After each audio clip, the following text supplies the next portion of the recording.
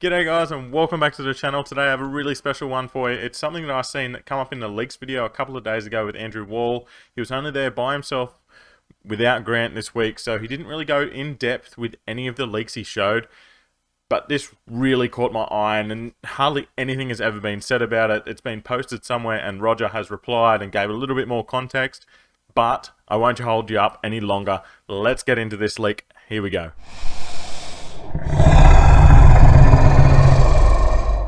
So here it is, guys, Illuvium strike. What first comes to mind when you see this? Yeah, it's blurry, whatever, it's really zoomed in right now just to show you the top. Let's see what you guys think. Comment below what you think Illuvium strike is going to be. Obviously, I'm just playing off what I see, guessing. Do not hold me to any of this that I'm saying. It's literally me reading what's on the page and what I've seen elsewhere, and then delivering it to your eyes and ears. So Illuvium strike, we'll go through it, I'll read it, I'll give you my thoughts on it all, and a bit of a background. This is a Roger first really early thought process of how we can implement this into a new game for Illuvium. They're not doing anything with this game. This is really early. They're not building this yet. It is literally just thought processes put on a piece of paper, and supposedly this has already morphed into more. There's so much more already on the table for this.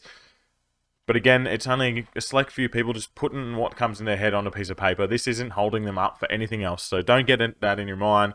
Just sort of put that little disclaimer out there first before people go absolutely bonkers about them working on a fourth game already. They're not doing that. So we'll go through this gameplay. As you would have guessed, everyone should have guessed by now, it looks like it's going to be a first-person shooter. But I always wondered, how is the NFTs and Illuvials gonna really relate to a first-person shooter? Because obviously they're not going to be picking up the guns and running around. It doesn't work like that. But it looks like you're going to have your ranger, and then you're going to pick a certain amount of Illuvials at the start of the match, and then you can choose those Illuvials to bond them to the weapon and armor like you do in Arena, essentially, and those weapons and armors play differently depending what Illuvial you're bonded. So the gameplay. It seems like it's just going to be a standard FPS, either 6v6 or a Battle Royale. Unsure right now.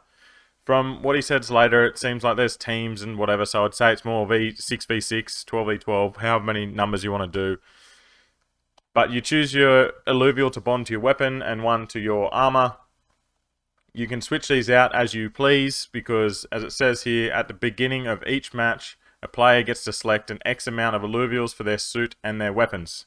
While playing, they can switch between these for different effects and dynamic playstyle. So if you want to be more tanky, you may pick an Axodon and Malura or something. Or if you want to do heaps of damage, you'll pick your Ryplants or Ramfire, which I absolutely love. Then you might have your healers, empaths, scions. Like, it literally relates to an FPS 100%. Like, you've got your snipers, Scion, you've got the healers, Empath, you've got your tanks, Bulwarks, you've got Assassins, your Rogues, and then you've got Warriors, which is your fighters. So obviously these all relate to your standard 5 or 4 different classes that you have in, say, Battlefield or COD or however you want to play.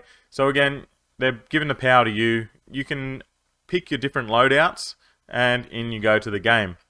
Obviously, there's probably going to be more things to it than just picking those two Illuvials to have as your armor and weapon, but this is how it is at first. So go over to guns, suits, and drones. Mozart clips onto the back of the player. That way he powers the ranger's suit with the power of the chosen Illuvials. We all know this, or we've seen this. Mozart sits on your back, kind of like a backpack, and then that little antenna plugs in to your armor. So the weapon, the affinity and class of the Illuvial influences the way the gun performs and how it damages the enemies, or the max range of the projectiles. As I said before, you could be a sniper or you could be a fighter, close or distance or empath or whatever. The suit, the affinity and class of the Illuvial influence the way suit performs. This can influence the armor points, health, regeneration, sprint, jump, energy or running speed. Special features like blinking, beacon, EMPs, etc. can be thought out later. So maybe you have an Illuvial that's small and agile, you'll be fast. Big and tanky, you'll be slow, so on and so on. So we've got a bit of an example here. They've got Ryplants is chosen as the weapon and powers the weapon in this way. Poison affinity makes the damage dot, and Berserker makes the weapon shoot. faster, more aggressive, but shorter range. So this would be, say, more like a shotgunny style, running around, sweeping through small buildings and stuff like that. And Malura is chosen as armor.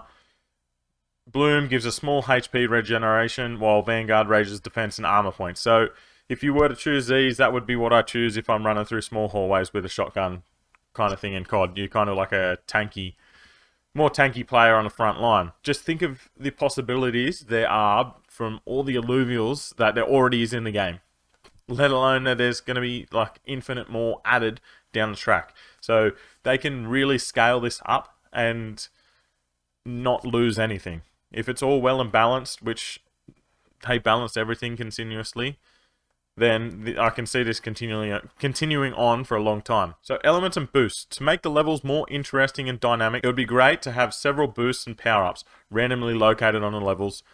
This is standard in games. There'll be loot boxes, drops and shit everywhere, so they're there to give an advantage or trigger certain effects, allowing the player to quickly move between areas in a map or get hyper, which gives a temporary stat advantage. So it seems like they're adding the effects from the arena. As we all know, hyper and blinking and the classes and affinities, all of that stuff is going to carry over directly into a FPS game, which is great. You already know how things work because you play the arena. You hop into the FPS, all you need to learn now is how to aim and run around and shoot. You still know all the basics of hyper, the affinities, and the class, which really helps onboarding everyone into the game. Like, you don't need to learn all the back-end stuff for a new game again. You already know it all. Think about how long it's taken you to learn the classes and affinities and hyper and how all that works. You'll already know this. You're not starting a new game. You're moving into the same game in a different style or genre. Love it. So a small singularity. These function as energy regeneration items. They could come in several different colors to determine if they recharge a weapon or suit or both. Self-explanatory, really.